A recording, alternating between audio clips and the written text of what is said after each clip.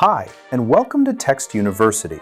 In this tutorial, we're exploring canned responses, your go-to tool for sending quick, consistent replies across chats and support tickets in Text app. Canned responses help you reply faster, stay consistent, and avoid retyping the same things, like your shipping policy or how to reset a password. To get started, go to Automations and click Canned Responses. This is where you'll create, manage, and organize reusable replies for common questions. Let's say you often get asked about pricing. We'll create a shortcut for that. Select the Chats category and click Add New Canned Response.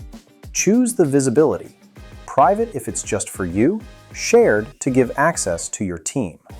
If you choose Shared, select which teams should have access. In the response text, write something like, "Hey, you can find all our pricing details here. Let me know if you have any questions." Then click Add Variable to personalize your message. For example, inserting the visitor's first name automatically. Add a shortcut like #pricingpage.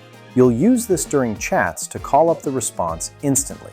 You can also set response automation conditions to suggest this reply when, for example, a chat starts, gets transferred, or others. This is, of course, optional. Apart from that, add tags to organize your responses by topic, like sales or support. Click Create Response, or create another if you want to keep building. To use it in a conversation, click on the hashtag or type #pricingpage, pick it from the list, press Enter, and you're done. It's fast, consistent, and no retyping required. Ticket responses follow the same flow in tickets. Click Add New Canned Response. Set access and write your message, using bold text, bullet points, or links. Add your shortcuts, hit Create Response, or choose to create another.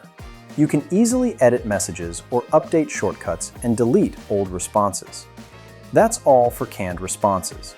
Now go build your library and take the busy work out of your support.